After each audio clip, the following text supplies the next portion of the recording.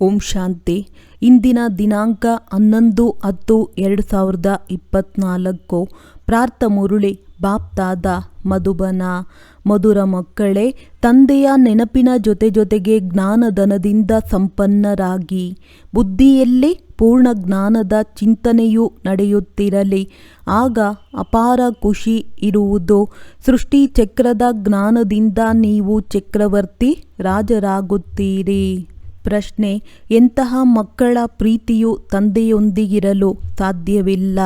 ಉತ್ತರ: ಯಾರು ರೌರವ ನರ್ಕದಲ್ಲಿರುವ ವಿಕಾರಿಗಳೊಂದಿಗೆ ಪ್ರೀತಿ ಮಾಡುತ್ತಾರೆಯೋ ಅಂತಹ ಮನುಷ್ಯರ ಪ್ರೀತಿಯು ತಂದೆಯೊಂದಿಗೆ ಇರಲು ಸಾಧ್ಯವಿಲ್ಲ. ನೀವು ಮಕ್ಕಳು ತಂದೆಯನ್ನು ಅರಿತುಕೊಂಡಿದ್ದೀರಿ, ಆದ್ದರಿಂದ ತಂದೆಯೊಂದಿಗೆ ನಿಮ್ಮ ಪ್ರೀತಿ ಇದೆ.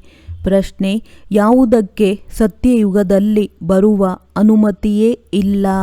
ಉತ್ತರ: ತಂದೆಯೂ ಸಹ ಸತ್ಯಯುಗದಲ್ಲಿ ಬರುವುದಿಲ್ಲವೆಂದಾಗ ಅಲ್ಲಿ ಮೃತ್ಯುವೂ ಸಹ ಬರಲು ಸಾಧ್ಯವಿಲ್ಲ. ಹೇಗೆ ರಾವಣನಿಗೆ ಸತ್ಯಯುಗದಲ್ಲಿ ಬರಲು ಅನುಮತಿಯೇ ಇಲ್ಲವೋ ಹಾಗೆಯೇ ತಂದೆಯು ಹೇಳುತ್ತಾರೆ, ಮಕ್ಕಳೇ, ನನಗೂ ಸಹ ಸತ್ಯಯುಗದಲ್ಲಿ ಬರುವ ಅನುಮತಿ ಇಲ್ಲ. ತಂದೆಯಂತೂ ನಿಮ್ಮನ್ನು ಸುಖಧಾಮಕ್ಕೆ ಯೋಗ್ಯರನ್ನಾಗಿ ಮಾಡಿ ಮನೆಗೆ ಹೊರಟು ಹೋಗುತ್ತಾರೆ. ಅವರಿಗೂ ಸಹ ಒಂದು ಪರಿಮಿತ ಸಮಯವೂ ಸಿಕ್ಕಿದೆ. ಓಂ ಶಾಂತಿ. ಆತ್ಮಿಕ ತಂದೆಯು ಆತ್ಮಿಕ ಮಕ್ಕಳಿಗೆ ತಿಳಿಸುತ್ತಾರೆ, ಮಕ್ಕಳೇ, ನೆನಪಿನ ಯಾತ್ರೆಯಲ್ಲಿ ಕುಳಿತುಕೊಂಡಿದ್ದೀರಾ. ನಾವಾತ್ಮಗಳು ನೆನಪಿನ ಯಾತ್ರೆಯಲ್ಲಿದ್ದೇವೆಂದು ಒಳಗೆ ಜ್ಞಾನವಿದೆಯಲ್ಲವೇ? ಯಾತ್ರೆ ಎಂಬ ಅಕ್ಷರವಂತೂ ಅವಶ್ಯವಾಗಿ ಮನಸ್ಸಿನಲ್ಲಿ ಬರಬೇಕು. ಹೇಗೆ ಮನುಷ್ಯರು ಅಮರನಾಥ ಹರಿದ್ವಾರಕ್ಕೆ ಹೋಗುವ ಯಾತ್ರೆ ಮಾಡುತ್ತಾರೆ, ಯಾತ್ರೆಯನ್ನು ಪೂರ್ಣ ಮಾಡಿದ ನಂತರ ಮತ್ತೆ ಹಿಂತಿರುಗಿ ಬರುತ್ತಾರೆ. ಇಲ್ಲಿ ನೀವು ಮಕ್ಕಳ ಬುದ್ಧಿಯಲ್ಲಿದೆ, ನಾವು ಶಾಂತಿಧಾಮಕ್ಕೆ ಹೋಗುತ್ತೇವೆ. ತಂದೆಯು ಬಂದು ನಮ್ಮ ಕೈಯನ್ನು ಹಿಡಿದಿದ್ದಾರೆ. ಹೇಗೆ ಕೈ ಹಿಡಿದುಕೊಂಡೇ ಅನ್ಯರನ್ನು ಪಾರು ಮಾಡಲಾಗುತ್ತದೆ ಎಲ್ಲವೇ? ನಮ್ಮ ಕೈಯನ್ನು ಹಿಡಿದುಕೊಳ್ಳಿ ಎಂದು ಹೇಳುತ್ತಾರೆ, ಏಕೆಂದರೆ ವಿಷಯ ಸಾಗರದಲ್ಲಿದ್ದಾರೆ. ಈಗ ನೀವು ಶಿವತಂದೆಯನ್ನು ನೆನಪು ಮಾಡಿ ಮತ್ತು ಮನೆಯನ್ನು ನೆನಪು ಮಾಡಿ. ಈಗ ನಾವು ಹಿಂತಿರುಗಿ ಹೋಗುತ್ತಿದ್ದೇವೆಂದು ಬುದ್ಧಿಯಲ್ಲಿ ಬರಬೇಕು. ಇದರಲ್ಲಿ ಬಾಯಿಯಿಂದ ಏನನ್ನೂ ಮಾಡುವಂತಿಲ್ಲ, ಕೇವಲ ಆಂತರ್ಯದಲ್ಲಿ ಈ ನೆನಪಿರಲಿ, ತಂದೆಯು ನಮ್ಮನ್ನು ಕರೆದುಕೊಂಡು ಹೋಗುವುದಕ್ಕಾಗಿ ಬಂದಿದ್ದಾರೆ. ನೆನಪಿನ ಯಾತ್ರೆಯಲ್ಲಿ ಅವಶ್ಯವಾಗಿ ಇರಬೇಕಾಗಿದೆ. ಈ ನೆನಪಿನ ಯಾತ್ರೆಯಿಂದಲೇ ನಿಮ್ಮ ಪಾಪಗಳು ಭಸ್ಮ ಮಾಡಿಕೊಳ್ಳಬೇಕಾಗಿದೆ. ಆಗಲೇ ಗುರಿಯನ್ನು ತಲುಪುತ್ತೀರಿ. ತಂದೆಯು ಎಷ್ಟು ಸ್ಪಷ್ಟವಾಗಿ ತಿಳಿಸುತ್ತಾರೆ, ಹೇಗೆ ಚಿಕ್ಕ ಮಕ್ಕಳಿಗೆ ಓದಿಸಲಾಗುತ್ತದೆ ಎಲ್ಲವೇ? ನಾವು ತಂದೆಯನ್ನು ನೆನಪು ಮಾಡುತ್ತಾ ಹೋಗುತ್ತಿದ್ದೇವೆಂದು ಸದಾ ಬುದ್ಧಿಯಲ್ಲಿರಲಿ. ಪಾವನರನ್ನಾಗಿ ಮಾಡಿ ಪಾವನ ಪ್ರಪಂಚದಲ್ಲಿ ಕರೆದುಕೊಂಡು ಹೋಗುವುದೇ ತಂದೆಯ ಕರ್ತವ್ಯವಾಗಿದೆ. ಮಕ್ಕಳನ್ನು ಕರೆದುಕೊಂಡು ಹೋಗುತ್ತಾರೆ. ಆತ್ಮವೇ ಯಾತ್ರೆ ಮಾಡಬೇಕಾಗಿದೆ. ನಾವಾತ್ಮಗಳು ತಂದೆಯನ್ನು ನೆನಪು ಮಾಡಿ ಮನೆಗೆ ಹೋಗಬೇಕಾಗಿದೆ. ನಾವು ಮನೆಗೆ ತಲುಪುತ್ತೇವೆಂದರೆ ಅಲ್ಲಿಗೆ ತಂದೆಯ ಕೆಲಸವು ಮುಕ್ತಾಯವಾಯಿತು. ತಂದೆಯು ಪತಿತರಿಂದ ಪಾವನರನ್ನಾಗಿ ಮಾಡಿ ಮನೆಗೆ ಕರೆದುಕೊಂಡು ಹೋಗುವುದಕ್ಕಾಗಿಯೇ ಬರುತ್ತಾರೆ. ವಿದ್ಯೆಯನ್ನಂತೂ ಇಲ್ಲಿಯೇ ಓದುತ್ತೀರಿ. ಬಲೆ ಓಡಾಡಿ ತಿರುಗಾಡಿ ಯಾವುದೇ ಕೆಲಸ ಕಾರ್ಯಗಳನ್ನು ಮಾಡಿ. ಆದರೆ ಬುದ್ಧಿಯಲ್ಲಿ ಈ ನೆನಪಿರಲಿ, ಯೋಗ ಎಂಬ ಶಬ್ದದಲ್ಲಿ ಯಾತ್ರೆ ಎಂಬುದು ಸಿದ್ಧವಾಗುವುದಿಲ್ಲ. ಯೋಗವು ಸನ್ಯಾಸಿಗಳ ಶಬ್ದವಾಗಿದೆ. ಅವರೆಲ್ಲರದ್ದು ಮನುಷ್ಯರ ಮತವಾಗಿದೆ. ಅರ್ಧಕಲ್ಪ ನೀವು ಮನುಷ್ಯರ ಮತದಂತೆ ನಡೆದಿದ್ದೀರಿ, ಇನ್ನರ್ಧ ಕಲ್ಪ ದೈವಿ ಮತದಂತೆ ನಡೆದಿದ್ದೀರಿ.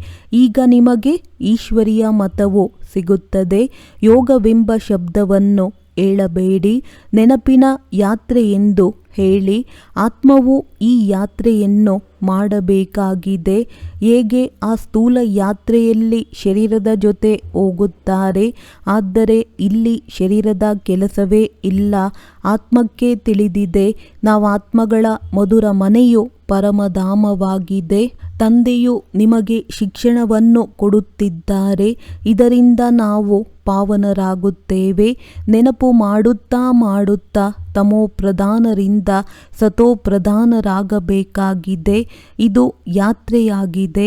ನಾವು ತಂದೆಯ ನೆನಪಿನಲ್ಲಿ ಕುಳಿತುಕೊಳ್ಳುತ್ತೇವೆ, ಏಕೆಂದರೆ ಮನೆ ಅಂದರೆ ತಂದೆಯ ಬಳಿಯೇ ಹೋಗಬೇಕಾಗಿದೆ. ತಂದೆಯು ಬರುವುದೇ ಪಾವನರನ್ನಾಗಿ ಮಾಡಲು. ಅಂದ ಮೇಲೆ ಪಾವನ ಪ್ರಪಂಚದಲ್ಲಿ ಹೋಗಲೇಬೇಕಾಗಿದೆ. ತಂದೆಯು ಪಾವನರನ್ನಾಗಿ ಮಾಡುತ್ತಾರೆ. ಆದರೆ ನಂಬರ್ ವಾರ್ ಪುರುಷಾರ್ಥದನುಸಾರ ನೀವು ಪಾವನ ಪ್ರಪಂಚದಲ್ಲಿ ಹೋಗುತ್ತೀರಿ.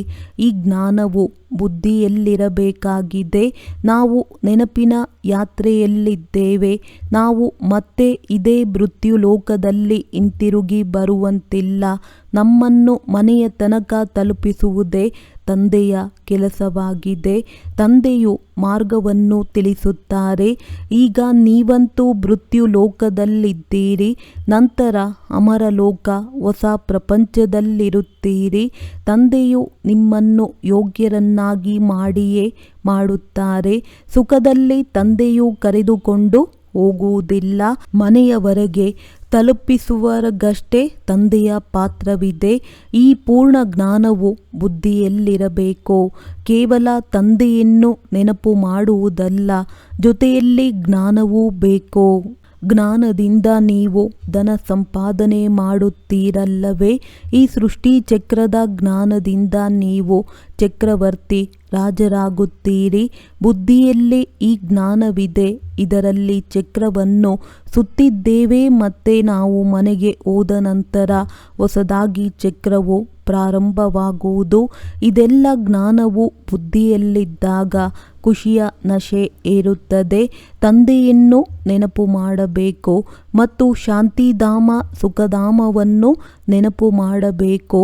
84 ಜನ್ಮಗಳ ಚಕ್ರವನ್ನು ಒಂದು ವೇಳೆ ನೆನಪು ಮಾಡದಿದ್ದರೆ ಚಕ್ರವರ್ತಿ ರಾಜರು ಹೇಗಾಗುತ್ತೀರಿ?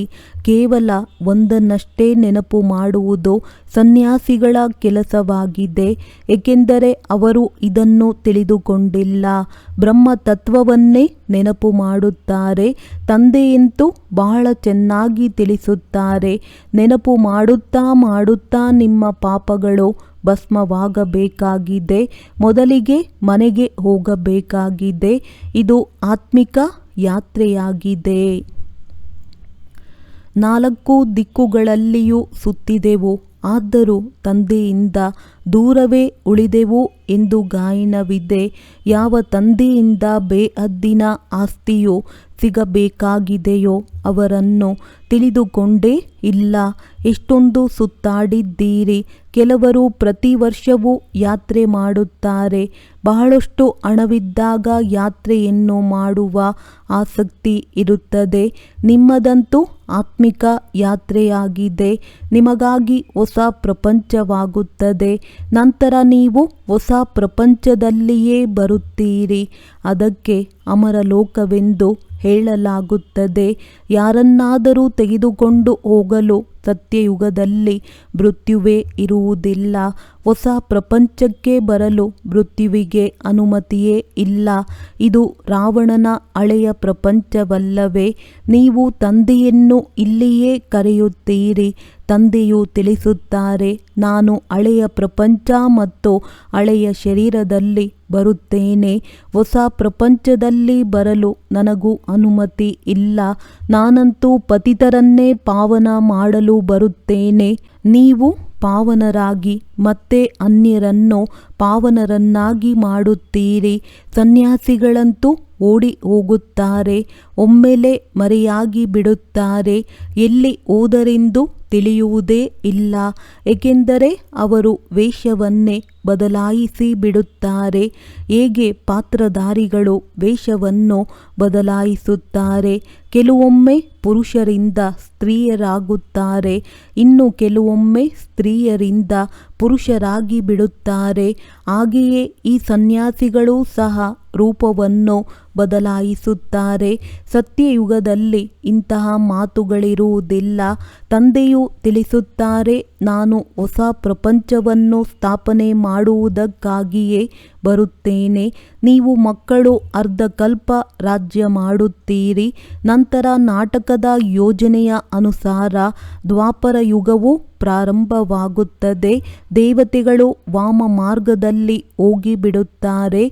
ಅವರ ಬಹಳ ಕೊಳಕು ಚಿತ್ರಗಳೂ ಸಹ ಜಗನ್ನಾಥಪುರಿಯಲ್ಲಿದೆ. ಜಗನ್ನಾಥನ ಮಂದಿರವಿದೆ. ಹಾಗೆ ನೋಡಿದರೆ ಅವರ ರಾಜಧಾನಿಯೂ ಇತ್ತು. ಅವರೇ ವಿಶ್ವದ ಮಾಲೀಕರಾಗಿದ್ದರು.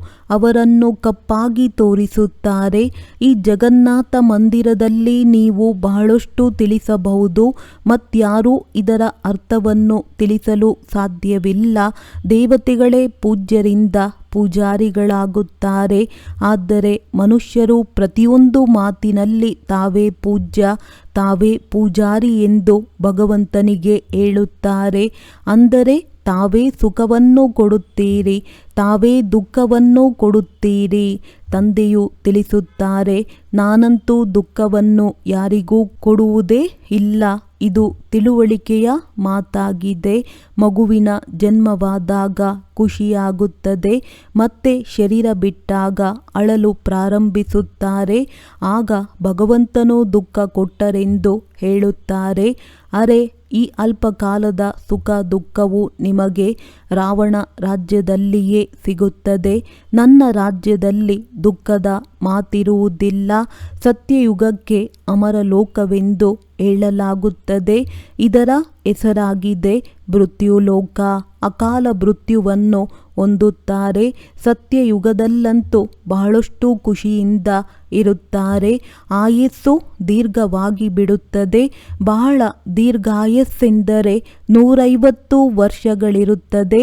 ಇಲ್ಲಿಯೂ ಸಹ ಕೆಲವೊಮ್ಮೆ ಕೆಲವರ ಆಯಸ್ಸು ದೀರ್ಘವಾಗಿರುತ್ತದೆ. ಆದರೆ ಇಲ್ಲಿ ಸ್ವರ್ಗವಂತೂ ಇಲ್ಲ ಅಲ್ಲವೇ? ಕೆಲವರು ಶರೀರವನ್ನು ಬಹಳ ಜೋಪಾನವಾಗಿಟ್ಟುಕೊಳ್ಳುತ್ತಾರೆಂದರೆ ಆಯಸ್ಸು ದೀರ್ಘವಾಗಿರುತ್ತದೆ.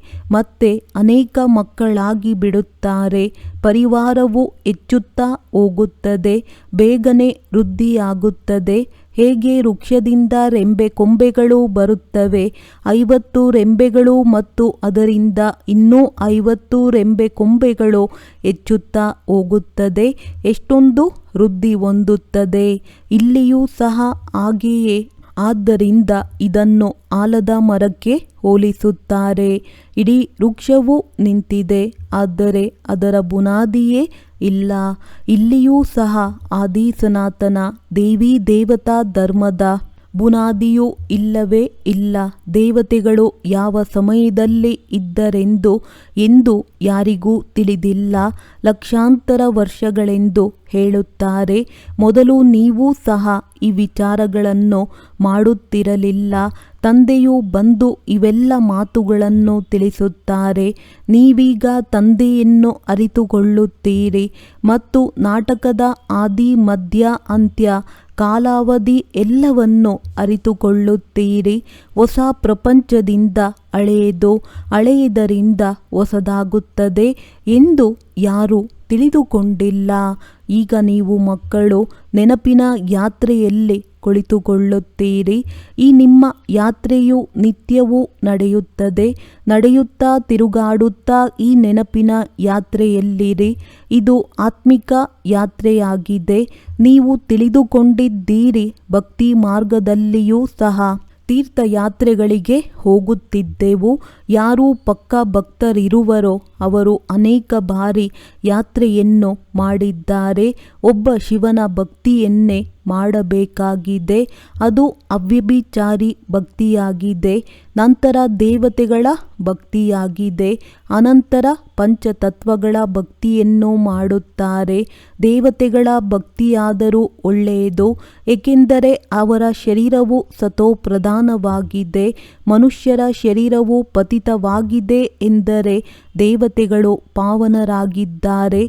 ನಂತರ ದ್ವಾಪರದಿಂದ ಹಿಡಿದು ಎಲ್ಲರೂ ಪತಿತರಾಗಿ ಬಿಟ್ಟಿದ್ದಾರೆ, ಕೆಳಗಿಳಿಯುತ್ತಲೇ ಬರುತ್ತಾರೆ. ಏಣಿಯ ಚಿತ್ರವು ತಿಳಿಸುವುದಕ್ಕೆ ಬಹಳ ಚೆನ್ನಾಗಿದೆ.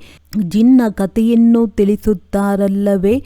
ಇದೆಲ್ಲ ದುಷ್ಟಾಂತಗಳು ಈ ಸಮಯದ್ದಾಗಿದೆ. ನಿಮ್ಮೆಲ್ಲರ ಮೇಲೆ ಮಾಡಲ್ಪಟ್ಟಿದೆ.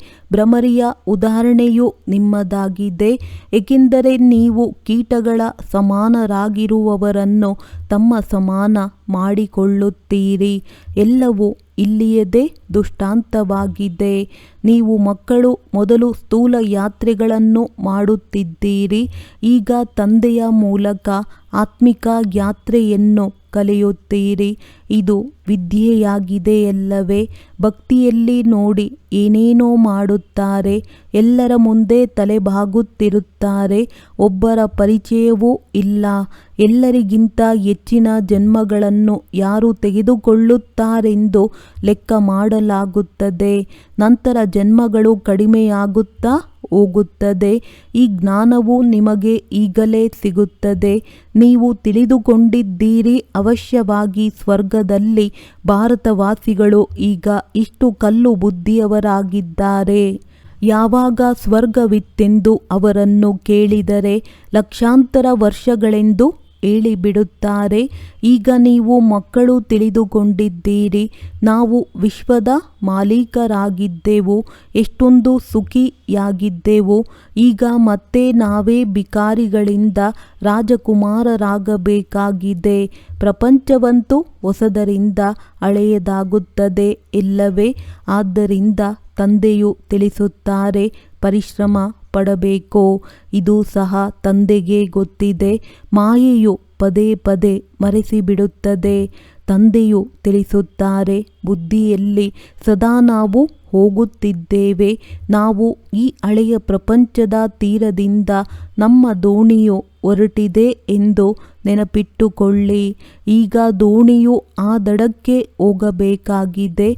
ನಮ್ಮ ಜೀವನದ ದೋಣಿಯನ್ನು ಪಾರು ಮಾಡಿ ಎಂದು ಆಡುತ್ತಾರೆ. ಆದರೆ ಯಾವಾಗ ಪಾರಾಗಬೇಕೆಂದು ತಿಳಿದುಕೊಂಡಿಲ್ಲ ಅಂದಾಗ ಮುಖ್ಯವಾದುದು ನೆನಪಿನ ಯಾತ್ರೆಯಾಗಿದೆ. ತಂದೆಯು ಜೊತೆ ಆಸ್ತಿಯು ನೆನಪಿಗೆ ಬರಬೇಕು. ಮಕ್ಕಳು ದೊಡ್ಡವರಾಗುತ್ತಾ ಹೋಗುತ್ತಾರೆಂದರೆ ತಂದೆಯ ಆಸ್ತಿಯೇ ಬುದ್ಧಿಯಲ್ಲಿರುತ್ತದೆ. ನೀವಂತೂ ದೊಡ್ಡವರಾಗಿಯೇ ಇದ್ದೀರಿ. ಈ ಮಾತು ಅವಶ್ಯವಾಗಿ ಸತ್ಯವೆಂದು ಆತ್ಮವು ತಕ್ಷಣ ತಿಳಿದುಕೊಳ್ಳುತ್ತದೆ. ಬೇಹದ್ದಿನ ತಂದೆಯ ಆಸ್ತಿಯು ಸ್ವರ್ಗವಾಗಿದೆ. ತಂದೆಯು ಸ್ವರ್ಗದ ಸ್ಥಾಪನೆ ಮಾಡುತ್ತಿದ್ದಾರೆ. ಅಂದ ಮೇಲೆ ತಂದೆಯ ಶ್ರೀಮತದಂತೆ ನಡೆಯಬೇಕಾಗಿದೆ. ತಂದೆಯು ತಿಳಿಸುತ್ತಾರೆ, ಮಕ್ಕಳೇ, ಅವಶ್ಯವಾಗಿ ಪವಿತ್ರರಾಗಬೇಕು. ಪವಿತ್ರತೆಯ ಕಾರಣವೇ ಜಗಳವಾಗುತ್ತದೆ. ಮನುಷ್ಯರಂತೂ ಸಂಪೂರ್ಣ ರೌರವ ನರಕದಲ್ಲಿದ್ದಾರೆ. ಇನ್ನೂ ಹೆಚ್ಚಿನದಾಗಿ ವಿಕಾರಗಳಲ್ಲಿ ಬೀಳುತ್ತಿರುತ್ತಾರೆ. ಆದ್ದರಿಂದ ತಂದೆಯೊಂದಿಗೆ ಪ್ರೀತಿಯನ್ನಿಟ್ಟುಕೊಳ್ಳಲು ಸಾಧ್ಯವಿಲ್ಲ. ವಿನಾಶಕಾಲೆ ವಿಪರೀತ ಬುದ್ಧಿಯವರಾಗಿದ್ದಾರಲ್ಲವೇ? ತಂದೆಯು ಪ್ರೀತಿ ಬುದ್ಧಿಯವರನ್ನಾಗಿ ಮಾಡುವುದಕ್ಕಾಗಿಯೇ ಬರುತ್ತಾರಲ್ಲವೇ? ತಂದೆಯೊಂದಿಗೆ ಅಂಶ ಮಾತ್ರವೂ ಪ್ರೀತಿ ಬುದ್ಧಿ ಇಲ್ಲದ ಮಕ್ಕಳು ಅನೇಕರಿದ್ದಾರೆ ಎಂದು ತಂದೆಯನ್ನು ನೆನಪು ಮಾಡುವುದೇ ಇಲ್ಲ. ಶಿವ ತಂದೆಯನ್ನು ಅರಿತುಕೊಂಡಿಲ್ಲ, ಒಪ್ಪುವುದೇ ಇಲ್ಲ. ಮಾಯೆಯ ಪೂರ್ಣಗ್ರಹಣ ಹಿಡಿದಿದೆ. ನೆನಪಿನ ಯಾತ್ರೆಯು ಸ್ವಲ್ಪವೂ ಇಲ್ಲ. ತಂದೆಯು ಪುರುಷಾರ್ಥ ಮಾಡಿಸುತ್ತಾರೆ. ಇದೂ ಸಹ ನಿಮಗೆ ತಿಳಿದಿದೆ. ಇಲ್ಲಿಯೇ ಸೂರ್ಯವಂಶಿ ಚಂದ್ರವಂಶೀಯ ರಾಜಧಾನಿಯು ಸ್ಥಾಪನೆಯಾಗುತ್ತಾ ಇದೆ.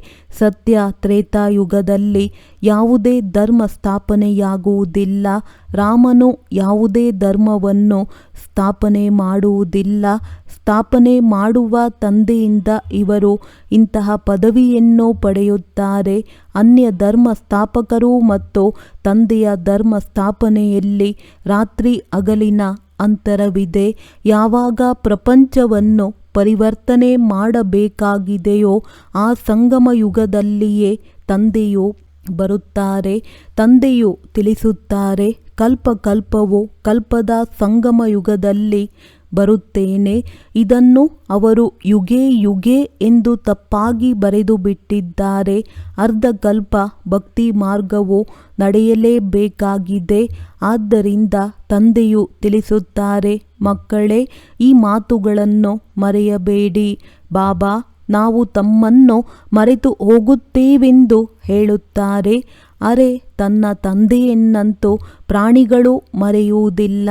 ನೀವೇಕೆ ಮರೆಯುತ್ತೀರಿ? ತನ್ನನ್ನು ಆತ್ಮವೆಂದು ತಿಳಿಯುವುದಿಲ್ಲವೇ? ದೇಹಾಭಿಮಾನಿಗಳಾಗಿರುವುದರಿಂದಲೇ ನೀವು ತಂದೆಯನ್ನು ಮರೆಯುತ್ತೀರಿ. ಈಗ ತಂದೆಯು ಹೇಗೆ ತಿಳಿಸುತ್ತಾರೆಯೋ ಅದೇ ರೀತಿ ನೀವು ಮಕ್ಕಳು ಹವ್ಯಾಸವನ್ನು ಮಾಡಿಕೊಳ್ಳಬೇಕು. ಅಷ್ಟು ಚೆನ್ನಾಗಿ ಮಾತನಾಡಬೇಕು. ಹಿರಿಯ ವ್ಯಕ್ತಿಗಳ ಮುಂದೆ ನೀವು ಗಾಬರಿಯಾಗಿ ಬಿಡುವುದಲ್ಲ. ನೀವು ಕುಮಾರಿಯರೇ ದೊಡ್ಡ ದೊಡ್ಡ ವಿದ್ವಾಂಸರು, ದೊಡ್ಡ ದೊಡ್ಡ ಪಂಡಿತರ ಮುಂದೆ ಹೋಗುತ್ತೀರೆಂದರೆ ನೀವು ನಿರ್ಭಯವಾಗಿ ತಿಳಿಸಬೇಕು. ಒಳ್ಳೆಯದು. ಮಧುರಾತಿ ಮಧುರ ಅಗಲಿ ಮರಳಿ ಸಿಕ್ಕಿರುವಂತಹ ಮಕ್ಕಳಿಗೆ ಪ್ರೀತಿಯ ಪಿತಾ ಬಾಪ್ದಾದರವರ ನೆನಪು, ಪ್ರೀತಿ ಹಾಗೂ ಸುಪ್ರಭಾತ. ಆತ್ಮೀಯ ಮಕ್ಕಳಿಗೆ ಆತ್ಮೀಯ ತಂದೆಯ ನಮಸ್ತೆ. ಧಾರಣೆಗಾಗಿ ಮುಖ್ಯ ಸಾರ. ಬುದ್ಧಿಯಲ್ಲಿ ಸದಾ ನೆನಪಿರಲಿ, ನಾವೀಗ ಹೋಗುತ್ತಿದ್ದೇವೆ. ನಮ್ಮ ದೋಣಿಯು ಈಗಾಗಲೇ ಈ ಹಳೆಯ ಪ್ರಪಂಚದಿಂದ ಹೊರಟಿದೆ. ನಾವು ಆತ್ಮಿಕ ಯಾತ್ರೆಯಲ್ಲಿದ್ದೇವೆ. ಇದೇ ಯಾತ್ರೆಯನ್ನು ಮಾಡಬೇಕು ಮತ್ತು ಅನ್ಯರಿಂದ ಮಾಡಿಸಬೇಕು. ಯಾರೇ ಹಿರಿಯ ವ್ಯಕ್ತಿಗಳು ಬಂದರೆ ನಿರ್ಭಯತೆಯಿಂದ ಬಹಳ ಚೆನ್ನಾಗಿ ಮಾತನಾಡಬೇಕು. ಗಾಬರಿಯಾಗಬಾರದು. ದೇಹಿ ಅಭಿಮಾನಿಯಾಗಿ ತಿಳಿಸುವ ಅಭ್ಯಾಸ ಮಾಡಿಕೊಳ್ಳಬೇಕು. ವರದಾನ: ವ್ಯರ್ಥ ಹಾಗೂ ಮಾಯೆಯಿಂದ ಮುಗ್ಧರಾಗಿದ್ದು ದಿವ್ಯತೆಯ ಅನುಭವವನ್ನು ಮಾಡಿಸುವ ಮಹಾನ್ ಆತ್ಮಭವ. ಮಹಾನ್ ಆತ್ಮ ಅರ್ಥಾತ್ ಸೆಂಟ್. ಹೀಗೆ ಅವರಿಗೆ ಹೇಳಲಾಗುತ್ತದೆ. ಯಾರು ವ್ಯರ್ಥ ಹಾಗೂ ಮಾಯೆಯಿಂದ ಇನೋಸೆಂಟ್ ಆಗಿರುತ್ತಾರೆ, ಹೇಗೆ ದೇವಾತ್ಮರು ಇದರಿಂದ ಇನೋಸೆಂಟ್ ಇದ್ದರು, ಹಾಗೆಯೇ ತಮ್ಮ ಆ ಸಂಸ್ಕಾರಗಳನ್ನು ಇಮರ್ಜ್ ಮಾಡಿಕೊಳ್ಳಿರಿ. ವ್ಯರ್ಥದ ಅವಿದ್ಯಾ ಸ್ವರೂಪರಾಗಿರಿ. ಏಕೆಂದರೆ ಈ ವ್ಯರ್ಥದ ಜೋಶ್ ಕೆಲವೊಮ್ಮೆ ಸತ್ಯದ ಓಶ್, ಯಥಾರ್ಥವಾದ ಓಶ್ ಜಾಗರೂಕತೆಯನ್ನು ಸಮಾಪ್ತಿ ಮಾಡಿಬಿಡುತ್ತದೆ. ಆದ್ದರಿಂದ ಸಮಯ, ಶ್ವಾಸ, ಮಾತು, ಕರ್ಮ ಎಲ್ಲದರಲ್ಲಿಯೂ ವ್ಯರ್ಥದಿಂದ ಇನೋಸೆಂಟ್ ಆಗಿರಿ. ಯಾವಾಗ ವ್ಯರ್ಥದ ಅವಿದ್ಯಾ ಆಗುತ್ತದೆ ಎಂದರೆ ದಿವ್ಯತೆಯು ಸ್ವತಃವಾಗಿ ಅನುಭವವಾಗುತ್ತದೆ ಮತ್ತು ಅನುಭವ ಮಾಡಿಸುತ್ತದೆ. ಸ್ಲೋಗನ್: ಮೊದಲ ದರ್ಜೆಯಲ್ಲಿ ಬರಬೇಕೆಂದರೆ ಬ್ರಹ್ಮ ತಂದೆಯ ಹೆಜ್ಜೆಯ ಮೇಲೆ ಹೆಜ್ಜೆಯನ್ನಿಡಿ. ಒಳ್ಳೆಯದು. ಓಂ ಶಾಂತಿ.